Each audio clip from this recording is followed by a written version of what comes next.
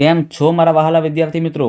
આ વિડીયોમાં આપણે શીખવા માટે જઈ રહ્યા છે ચેપ્ટર નંબર 12 પૃષ્ઠફળ અને ઘનફળમાં સ્વાધ્યાય 12.1 અને સ્વાધ્યાય 12.1માં દાખલા નંબર 1ને આપણે સોલ્વ કરીએ છીએ।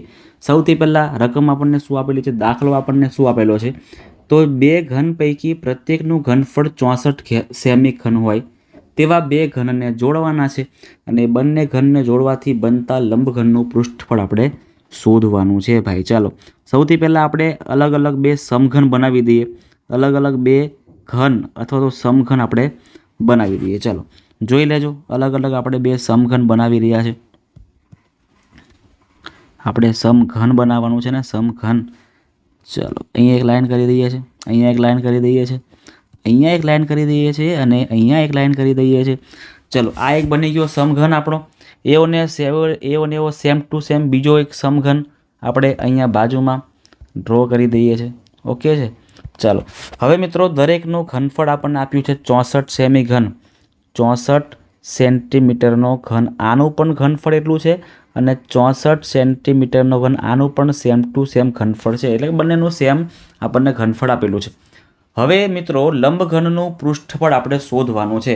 તો સૌથી પહેલાં તો લંબઘનનું પૃષ્ઠફળ સૂત્ર શું આવે એ તમને ખ્યાલ હોવો જોઈએ।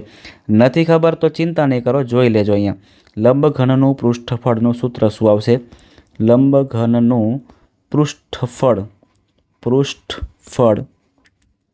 બરાબર સૂત્ર કાંઈક એવું છે એનું, બે એના ગુણાકારમાં લંબાઈ અને પહોળાઈનો ગુણાકાર પ્લસ પહોળાઈ અને ઊંચાઈનો ગુણાકાર પ્લસ ઊંચાઈ અને લંબાઈનો ગુણાકાર।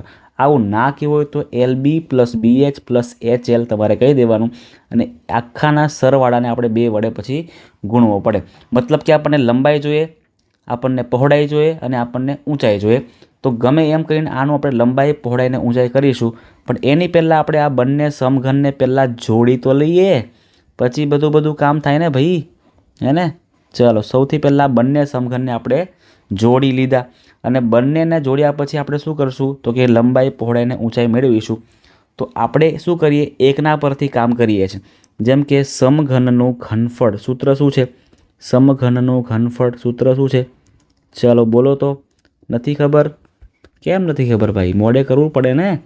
સમઘનનું ઘનફળ સૂત્ર આવશે મિત્રો A નો ઘન, અથવા તો તમે L નો ઘન કહો ને તો પણ ચાલે।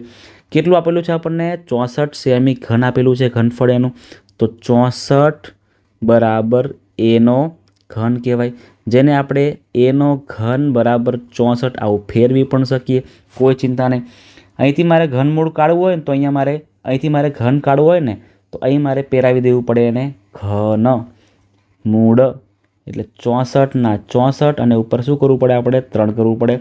64નું ઘનમૂળ કેટલું આવે છે જણાવો ચલો મને। તો મિત્રો 64નું ઘનમૂળ આવે છે 4, 4 ચોક 16 અને 16 ચોક 64, એટલે A બરાબર આપણને કેટલા મળી ગયા? 4 મળી ગયા। એ એટલે શું છે મિત્રો? તો કે એ એટલે લંબાઈ પણ કહેવાય, એ એટલે પહોળાઈ પણ કહેવાય અને એ એટલે ઊંચાઈ પણ કહેવાય, પણ કોની? સમઘનની। આપણે લંબઘનની જોઈએ છે। જોજો આપણે આની પર કામ કરીએ હવે। તો આ સમઘનની પહોળાઈ આપણને મળી ગઈ 4 સેમી, પહોળાઈ આપણને મળે, આ લંબાઈ 4 મળી, પહોળાઈ આપણને 4 જ મળે છે બરાબર। અને જે એની ઊંચાઈ છે ને, ઊંચાઈ એ પણ કેટલી મળે છે? એની 4 જ મળે છે। તો જોજો હવે જે નવું લંબઘન આપણને મળ્યું ને, એ નવા લંબઘનમાં પહોળાઈ અને ઊંચાઈ તો સરખી જ છે, જુઓ તમે આ બધી, પણ લંબાઈ મિત્રો લંબાઈ છે ને એ અહીંયા હજી એક 4 સેમી વધશે। એટલે હવે જે આ આપણો જે બનતો નવો લંબઘન છે ને એની લંબાઈ કેટલી આવશે?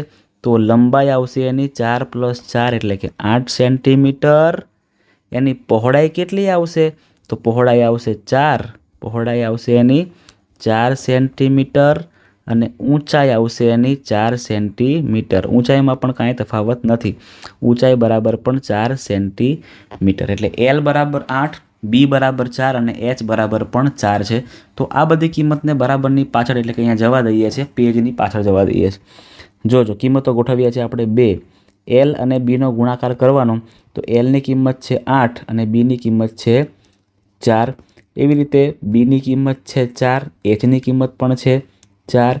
એવી રીતે Hની કિંમત એટલે કે ઊંચાઈ 4, પણ લંબાઈ કેટલી છે આપણી? તો લંબાઈ છે આપણી 8, લંબાઈ કેટલી છે આપણી મિત્રો? 8 છે. થોડુંક સાઈડ પર કરી લઈએ, જગ્યા કરી લઈએ, કૌંસ પૂરો કરો, અહીંયા પણ કૌંસ પૂરો કરો. હવે આને સોલ્વ કરીએ છીએ. 2ના 2 રહેવા દેવાના છે આપણે. અંદર કૌંસમાં 8 ચોક 32 બરાબર છે, 4 ચોક 16 ક્લિયર છે, અને ફરી 8 ચોક 32 ડન છે ને? ચલો 2ના 2 રહેવા દો બહાર. 32 + 16 + 32, તો 32 ને 32 કરો ને તો 64 થાય, અને 64 ને 16 કરો, 64 ને 16 તમે કરો તો કેટલા થશે? કરી જુઓ તો ફટાફટ. ચલો ગણતરી મિત્રો ફટાફટ થઈ જવી જોઈએ. ગણતરીમાં સહેજે મોડું કરવાનું નથી. કર્યા બધાએ હે ને? હા સર તમે પોતે કરો ને, અરે મને નહીં કહેશો ભાઈ, તમારે કરવાનું છે. કેટલા? 80. ઓકે ડન છે 80. તો 80 × 2 કરો તો 160 થાય. પૃષ્ઠફળ હોય મિત્રો તો પૃષ્ઠફળ એટલે એક પ્રકારનું ક્ષેત્રફળ જ કહેવામાં આવે.